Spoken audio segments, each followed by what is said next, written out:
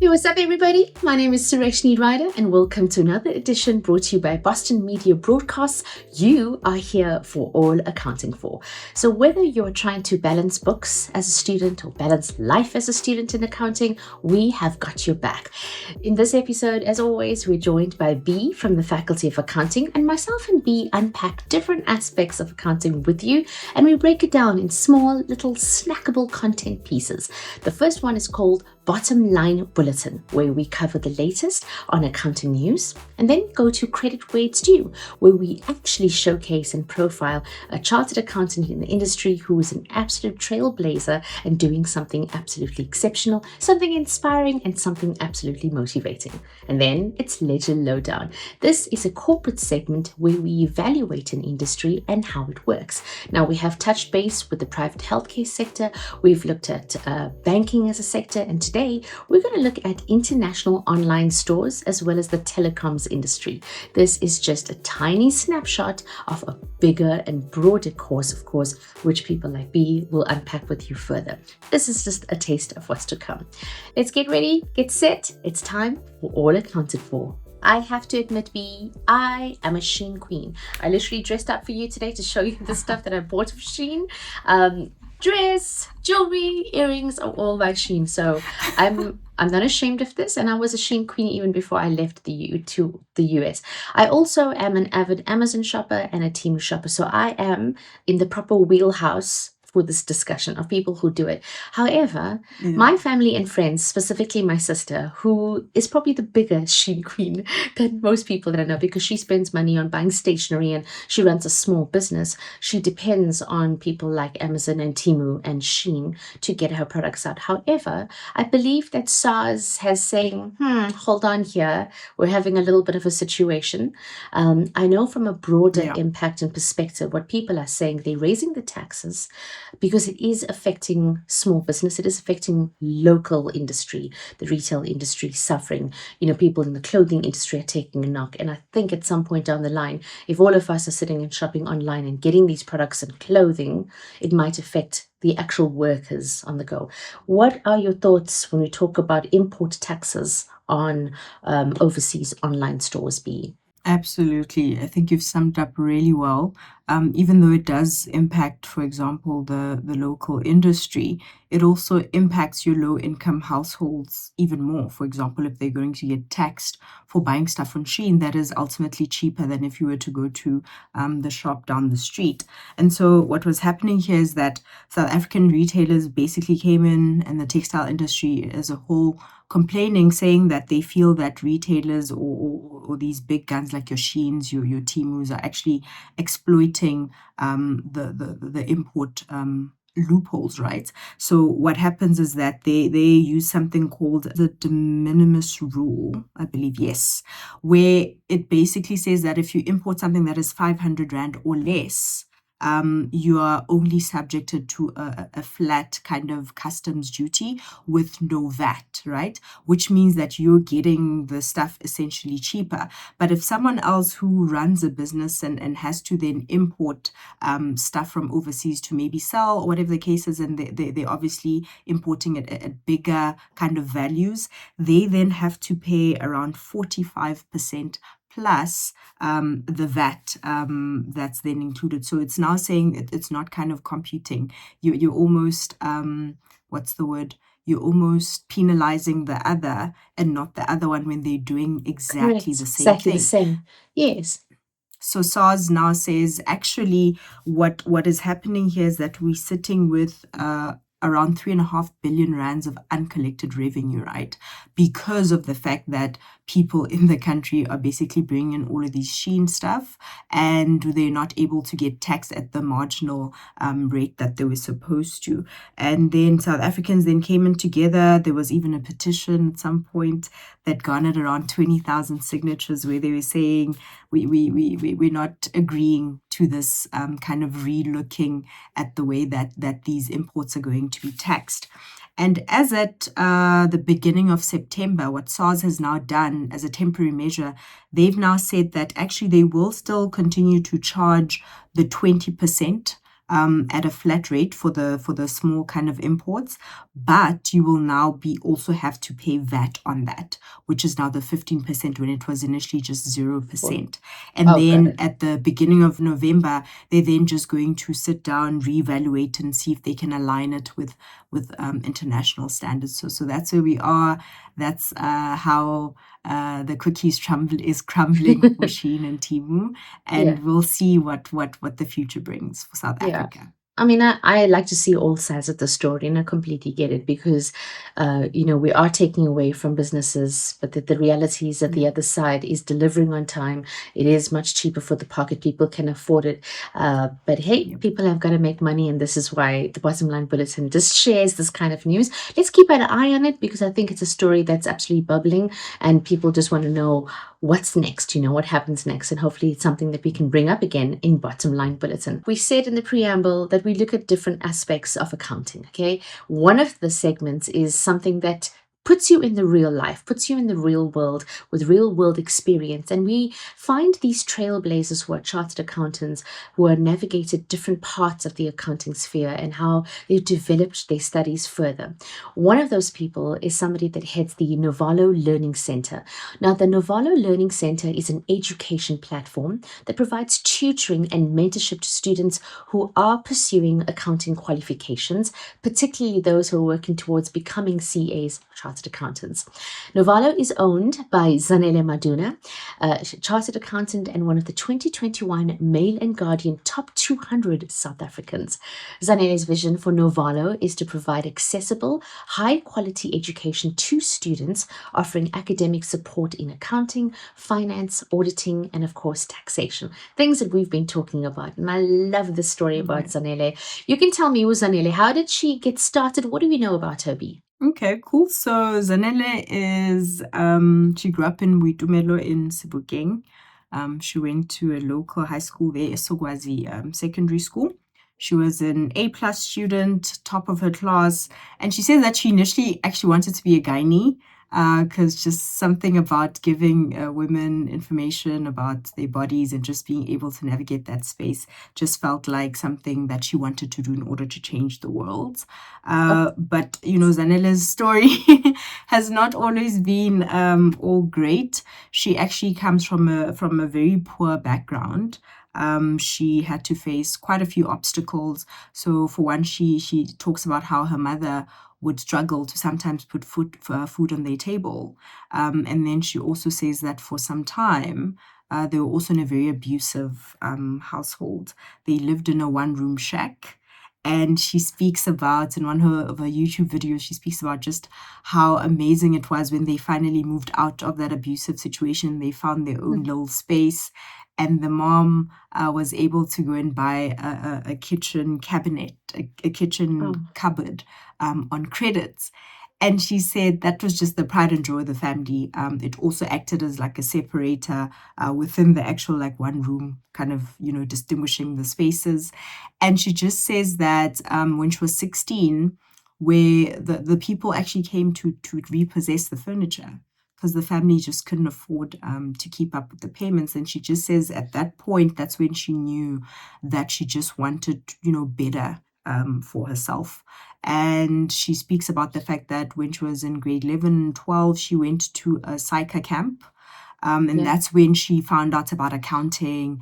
But it was, she shares how, for example, it was the first time she'd ever experienced a hot shower. When she went to those camps, and she was like, actually, life could actually be amazing. But, when she did then eventually get the bursary and got into WITS, it wasn't easy. So one of the things that she speaks about is the fact that they didn't have bags. So she had to put all of her stuff in like black bags as she was going into the start of the academic year. Wow. And she also speaks about the fact that she couldn't afford 22 Rand to take a taxi going into it. It was just, it's just so heartbreaking. But the way that she explains it, you can tell she's also done some healing to some extent, but she openly shares her story so that others can also see herself, or see themselves rather, through her eyes. And one thing that I could relate to as someone who also went to a predominantly or a black township school, right? Yeah. Is the fact that you don't get taught things in English. So your teacher will teach you stuff in your home language. So when you don't understand something, they explain it to you in your home language. And now what that means is that when you get to university for the first time, you realize that there are people that have English as a first language. And that is odd because you're not Yeah. able to kind of converse, right? So she said she was so shocked that people could speak English the whole day. And she Oh no. and she speaks about how she didn't know how to use a computer. And she had to input her email address in one of these things. And she didn't know where the at, how to get the at sign. And she just sat there and Oh. waited. And then eventually she asked someone, she's like, hey, I don't know how to do this. Can you please help me? So I think it just makes so much sense why NoValo exists and why she's so passionate about the education space in particular, because it comes from her own experience with her own kind of journey as a university student and just as also as a high scholar. She went through a lot of challenges and she's just now wanting to give back within that space. And I think that's completely amazing. Oh, what a phenomenal story for Zanele Maduna. I think this is somebody that you have to follow because she's showing you that you don't have to set those hurdles before you run the race. She had them in front of her and she completely obliterated them with her positivity and her outlook. I think we've told you this before, that your environment should not determine where you land. And I think she's one of those people that's doing it. And she talks the talk because she literally is Yeah. giving back because she herself was a student that needed that kind of help, probably translating in her head, retranslating from her home language to English. Those are tough things to do, Yeah. but she's doing it and Yeah. she's doing it so brilliantly. So you need to go and find her. Her name is Zanele Maduna and it's called the NoValo Learning Centre. Up next, let's go into Ledger Lowdown. We take an industry, we kind of dissect that industry and break it up for you in small little chunks. One of them is, of course, understanding the telecoms industry. Earlier, we spoke and touched base a little bit about the news, talking about online stores like Temu and Shein. And now we're looking at the telecoms industry, which I know in Africa is a big game changer for us. I think we're so first world, I believe, in terms of how we access technology when it comes to phones, etc., and mobile Yeah. devices as well as our networks. I think we're pretty damn good, to be honest. And then, Yeah. if you could tell me, B, who are the major players when it comes to South Africa? Who are the major players when it comes to the telecoms industry in our hood? So that would be your Vodacom, MTN, Telkom, and Cell C. This industry generates about 166 billion rands in revenue, What? and this was back in 2022. So they do make a lot of money, and understandably, they also contribute a noticeable chunk within our GDP as well. So you get your mobile services that do dominate the market. You did speak about data, for example. That's one area. And now also because of the fact that people have cell phones, you don't get as much, say, fixed lines where you have like the telephone at home and stuff like that. Yeah. But that actually does still make some money for them.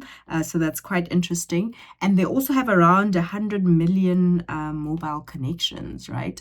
Which means if you actually break it down, we have about 60 million South Africans. So that means that people have about two or more devices or SIM cards. That's what it actually translates to. And the regulator within the space is ICASA, which is the Independent Communications Authority of South Africa. Got it. It's those burner phones, my friends. That's what it is. Yes. People have too many burner phones for side bay. You must stop. Just so funny, we're talking about telecoms. We were just chatting to our daughter because she's been on her phone and we're saying, hey, listen, in order not to pay, maybe try to do a WhatsApp call or, on iMessage, etc. And I just said to my husband, imagine if she knew what the original phone was like. You would block a caller, you'll take it up and put it off the headset. But how important Yes. the physical phone was ones, back in the day, receiving phone calls, not knowing who's Yeah. on the other side because it's just a phone, you can't Yeah. see it. I would love to see young kids, the little ones today, try and work a phone. But yeah, back in the day, that was it. That was the Yebo Go-Go's. It Mm. was the actual use of the phone well before the cell phone networks just became the absolute game changer in our industry. We're talking big cash here for all accounting for. We're talking about 166 billion rand in revenue in the telecoms industry. So now my question is, where does this money come? And I'm going to assume it's from the likes of broadband services, voice services, data services. Let's talk me through it. Where does it come from? Absolutely. So it's all of those kind of obvious ones. So when you make a call, they make money. When you purchase a contract in the Oh, South African context, where you you pay the money contracts. over every Oh, month, that's how yeah. they make money. And then in the lower income kind of households, they like prepaid products where they buy the airtime and then load it on their phones. That's also how they make money. Data is such a big one because even with like making calls today, for example, I use more WhatsApp to make calls than I do my actual Phone network calls. to make Yeah. telephone calls. So it would make sense then that data is such a big chunk of the sales of these telecoms. And then you also get other stuff like you mentioned, your fixed lines, so your ADSLs, your fiber connections and such things. And then you also get enterprise solutions. That's where they will have things such as leased lines or virtual private networks or VPNs. And Yeah. obviously, because these are kind of aimed at corporates, the pricing is also quite premier as well. So it's a nice healthy addition to their income streams. Then you get other stuff like your value added services, your SMSs, your MMSs, and then if you go to Kenya or Tanzania, for example, you'll also find things such as Vodacom and Besa, where it's basically a financial product, right? So Mm-hmm. because the banks are not able to penetrate those markets, the people or the citizens there will then use their phones to then send each other money. So I remember when I went there, when you want to buy something, they'd be like, do you have M-Pesa? It's like, no, I just have cash. Oh, So wow. that's also how your likes of Vodacoms would then make money kind of in those markets. And there's Ah, also got it. other things such as roaming when you now travel, cloud solutions, IT services, and advertising, amongst others. But the ones that I've mentioned would be kind of your big contributors. Ah, got it. So M-Pesa almost sounds like it's an e-wallet. I know across the Yes. globe there are things like Venmo and of course Zelle. That's another way of like just having that money transferred using your cell phone or even your Apple Pay, etc. Those are the kind of things that come from Yes. these devices. Yes. I was just going to mention, you just picked up on traveling the world. If you are going to travel and you hear the word broadband before you leave your country, please make sure you Mm. understand how the telecoms industry could affect you when you are in a different country, because that's where the costs and the charges come in. And sometimes you have come back and you've got a huge bill and you're like, how did this Bill. happen? Yeah. Yep. So What broadband is, happened? what happened? What? And then it's like this worry in your head, like, I spent how much on a phone bill? And it's just, Yeah. so just be mindful Yeah. of those Yeah. kind of things. And like, you were very well traveled, Yeah. so you Check would your know. roaming. Check, Disable it if you have please to. disable, please disable. But also like going to Kenya and then figuring out how it works in their country, you could actually save a lot of money just by understanding. So do the information, make sure you, before you go to a country, you understand like, okay, so how do people navigate around that? And then you're all good for that. Mm. So we take this information and now we're going to link it to your studies. So let me ask you, B, what IFRS standards apply to this industry? Okay, so if we think about IFRS 15, which we've spoken about a lot actually, so if you think of a contract, when you now take out a contract with MTN, you get the cell phone, you get the airtime or the voice minutes, you also get the data that you get every month. So now the standard says you almost need to separate those different kind of obligations, right? And the way that you recognize the revenue is going to be different. Because, for example, if you now give someone a device, you can almost initially recognize that kind of sale to say, fine, I've sold you an iPhone 20, whatever the case is. But now you have not sold me all of the voice minutes for the next 24 months within the contract. That means that you can only recognize that revenue at the end of every month, as and when as MTN, you're now giving me that data, or you're now giving me those minutes. So that would be a very important standards within this area. And then another one would be your IS 38. So if you now think we've spoken about like your Vodacom Besas and all these other kind of things that they might come up with, intellectual property. I'm just thinking now of the Please Call Me. All of these things that they now develop. Yes. Oh, that was a All of huge these story. things that they now, right? Exactly. So all Oh. of these things that are now developed have to now be brought into your financial statements. And they now need to make sure that they meet the recognition criteria in terms of IS 38.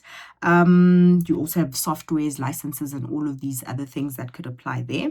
Another one would be IS 23. So if we think about borrowing costs, if we think about where they have to build a cell tower, right? It's not easy, cheap money. They would need to probably get financing for that. And so the standard says, if you're now going to build an asset like that, that's going to take a bit of time, whatever the case is, you can now recognize the cost of borrowing as part of the cost of that asset. So students would find a standard like this within the space. And another one would be your IFRS 11, which we haven't spoken about. This is where telecom companies would then enter into a joint venture or to share network infrastructure in order to save costs, right? And so the standard would then come in to say, what kind of a joint arrangement is this? Is this a joint operation where the parties now sharing the assets and the liabilities, or is it a joint venture where the parties are only sharing in the profits? And depending on that classification, it would then require kind of or it would need to be accounted for in a different way. So those are the standards that are, top of my mind right now that I think would be relevant in the telco space. So, B, we're looking at the telecoms industry. We earlier touched base on the online fashion industry. Can you just walk us through management accounting principles with regards to strategy and finance? So the question would be, for example, how would they measure performance, right? So or if they're doing well. So students would be acquainted with a concept called EBITDA or EBIT. But there's also other ones within the space that are just, only relevant within telco. So there's one called average revenue per user. That basically means me as B, my network provider, is essentially sitting there and saying, how much money are we making off of B, right? How much data is she buying? What value of minutes is she buying? And so on and so forth. And there's also something called a churn rate. Now, a churn rate basically means the percentage of customers that basically leave you to go and explore other greener pastures, right? And in South Africa, considering the fact that you can port your SIM to another kind of network provider if you're not happy with them, that would then be something that would work in really nicely with that concept of a churn rate. And then if you also think about what kind of strategies they need to follow, competitive differentiation would be one, to basically say, look, we're essentially all offering the same products, right? But what better thing can we kind of do? We can give you 5G speed, like better speed, better network stability, and pricing. Our pricing is much cheaper. Buying a gig at Vodacom versus buying a gig at Telkom, that kind of thing. Yeah. So they would then what need makes to you kind the of position themselves differentiator, there. basically? Exactly. You have to be the differentiator so what capture. makes you different from everyone else? Yeah. Absolutely. And then how do they then also retain customers, right?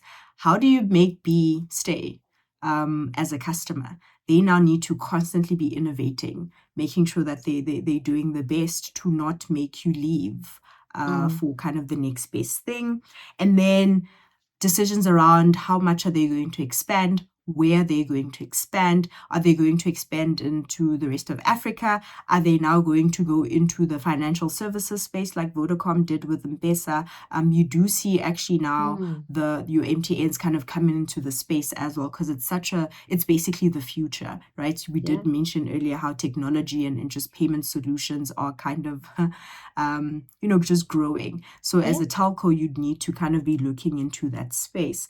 And then I think another one that I touched on when we were talking about borrowing costs is now to say, you might need to then borrow money in order to finance some of your projects. So building towers, just extending your footprint. You'd now need to make sure that you manage your debt levels and just kind of keep an eye on those debt to equity ratios, for example, to make sure that you're at a position that you still needed to be. So yeah, I think that's what I wanted to touch on. And also, sorry, sustainability is something that we've Yes. spoken about in the past a lot. So it's quite interesting that Vodacom announced that they're going to significantly invest in making sure that they do a renewable energy project, and that's just with this drive of sustainability. So kudos to Vodacom for that, and I think we'll see the other ones kind of following suit soon. Oh, brilliant. Well, it's all about innovation. It's about being differentiators in the Yeah. markets and the sitting, being trailblazers and saying, right, this is a product that we all need. But then how do we get it to that fourth industrial revolution where everybody's heading towards that way?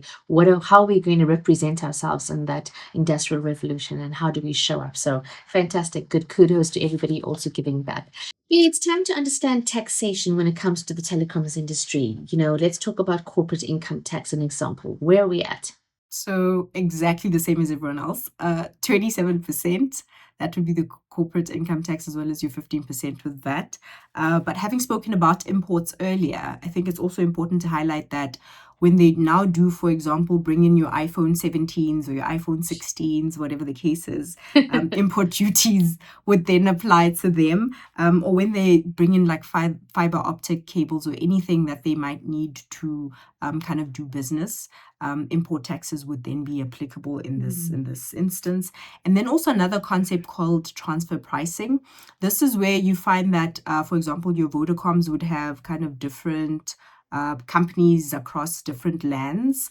And so there's risks there surrounding how those companies or the parent company can then kind of move profits to other countries that are not so heavily taxed. And so governments are kind of aware of this and they try and prevent this from happening.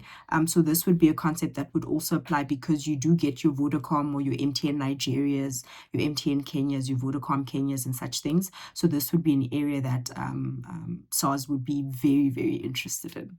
You got to be vigilant in these circumstances because money is moving and we need to know how that money moves.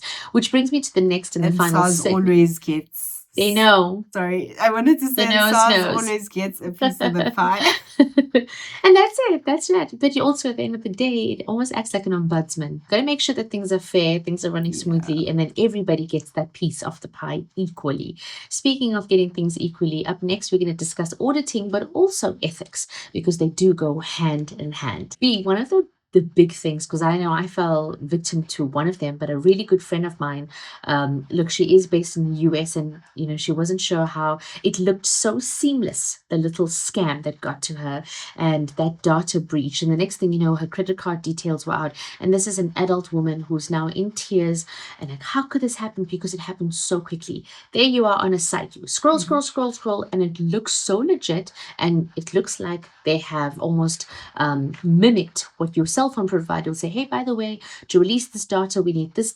And the next thing you know, it's a data breach, it's a leak of privacy. And then cybersecurity and data privacy becomes one of the hottest topics right now. There's a great movie called The Beekeeper. If you've never seen it, it just shows how easily your money can disappear if you're just not aware. And they do it excellent. I mean, I've been getting iMessages like, hey, how you doing? Don't forget we've got golf this weekend. And I'm like, wait a minute, where am I playing golf? And now it's the pictures. They're sending you pictures and she's be aware. But let's talk auditing. Let's talk cybersecurity, data privacy, and how it relates to the telecoms industry. And, when it comes to ethical concerns and the audits, etc. So two things about that, right? So you get the actual scammers where it's just someone sitting in a dingy room somewhere and they're sending you stuff to press. And so the question is then, to what extent are telco companies kind of responsible with regard to that? I don't even think they would agree that they're at fault there. Yeah. But they do also kind of process and handle a lot of our data. So for example, my network provider knows my address, they knows where I work, they know how much I earn, my expenses and so forth. And so if that became like a breach or if there was a data breach there, my information could just be sitting out there. And I think that happened in 2023, where it happened to MTN, where, information about their customers was just out there. And so the question becomes, but what are they doing about it? Do they take this responsibility seriously of actually protecting kind of our personal information? And what does this mean for their reputation as a brand? And also, what kind of legal consequences are there, if any, right? So those are things that they need to look at. And I think when auditors would then come in, they'd be looking at how robust are the controls that they have with regard to IT. Do they take that responsibility seriously to protect their consumers? And I think another thing that usually comes up is where you get these big telcos, especially because they're so dominant in the market, right? They can now face accusations of anti-competitive behavior, because the other one charges 100 Rand for 1 gig, the other one charges 99 Rand. It's the same thing, okay? Yeah. So, so then the question then becomes, What's 1 cent to between what friends? extent are they, exactly, right? To what Yeah. extent are they colluding to actually rip the customer off? And we did, there was an issue like this with Vodacom and MTN, where they were actually accused by the South African Competition Commission of manipulating prices, amongst other things. And so the auditors would then come in and kind of look at things like that to say, you're held to a kind of a higher standard as such a big player in the market. If you participated in something like this, it would be harmful to the economy. Therefore, what controls are in place for you as a company, as an MTN, as a Vodacom, whatever, to make sure that you do not engage in behavior, unethical and illegal behavior such as this. And then another one that's constantly coming up when we speak about sustainability in general is just e-waste. Yeah. Every phone, or a phone is coming up every second month. Or Yes, every I know. second. I'm sitting with a right? few here. Exactly. I'm actually Where does all literally, of that electronic? I have no idea. You see, I don't know how. where is it going to Look go? at this model. And, do they understand their responsibility with regard to that? And then just their contribution within the space in general. So, those are conversations that are kind of needing to happen there. And also, how do they dispose of, say, stuff that they didn't sell, that is now outdated? Are they doing that responsibly, and so forth? So, those are the kind of areas that auditors would kind of look at that would be specific to the telco industry. So, Bee, I know we spoke about auditing and, where do these cell phones go? Like I said, it's a just in case situation. In my case, it's just in case, I don't know what, apocalypse comes. I now have 5 phones that are completely outed. Maybe iPhone 1, 2, 3, and 4. What are they going to do for me? But just in case, guys, that's the problem here. But let's talk ethical boo-boos as we close up and wrap up All Accounting For in this particular segment. What's happened in the industry that you have noticed as that's an ethical boo-boo, that was unacceptable, or someone needs a bit of a smack on the hand? So, I think something that really affects me personally is as a person who lives in rural Limpopo, right? Just the network here is so dizzy. You just being on this call is so hard for me, because And now you are it's coming fighting. in, going in and out. Exactly. And it's like, I also deserve access to information. Correct. You as pay a for South it. African living in South Africa. Exactly. So why are the telcos not kind of investing in your rural areas? I understand that they're running a business, but I think also just balancing that to say the kids here in my village also need to access the internet for schooling and such things, right? So who's then going to provide for us if they're kind of not investing in this area? And I think another big one is just the cost of data in South Africa is crazy. It is. Right? If you go to Mozambique or any other African country, you're able to get so much more for your buck than you do here. Yeah. And that is unethical. Like, why are we paying so much as a country that, has one of the highest inequality rates in the country, or in the world rather? You now have people that cannot access like data, and data is such an important thing. Like, you use, I think initially there was a report about they use, I'm not sure even how much data in a month, right? And now you don't even have access to that. And that's just to survive. So the question then becomes, accessibility is a problem. The telcos need to kind of just sit down and be like, can we take one for the team and do our bit for society? I do understand that they're running a business, but it is kind of ethical discussion that we need to have.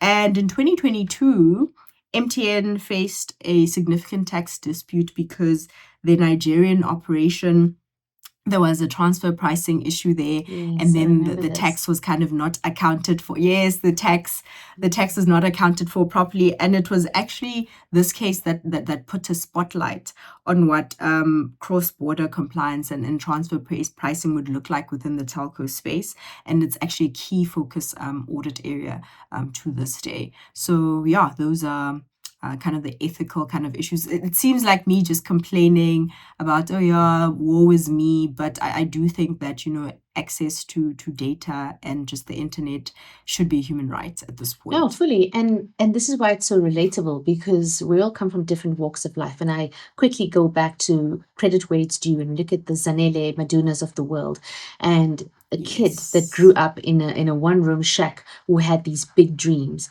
You can't expect these children. You're telling kids of South Africa, you need to dream big. You can be an accountant. You can be a doctor. And you can be anything that you want to be.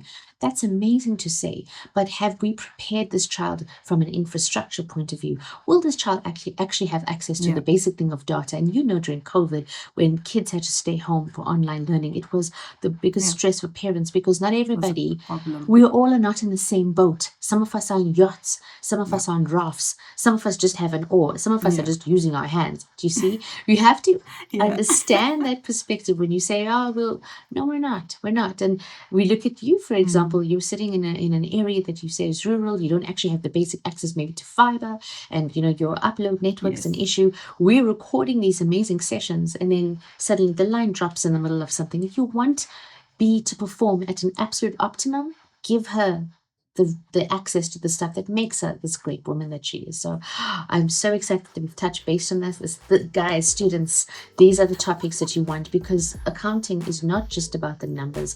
There's a bigger picture here, and there's so much for you to look at in your future career. You don't have to sit and think, oh, you know what, I'm going to take BSCA, and that's where I'm going to go in there, and I'm going to crunch those numbers out, and I'm going to make. There's such wonderful parts and avenues for you to explore when it comes to auditing, understanding ethics, and how all of these things kind of interweave and work with each other.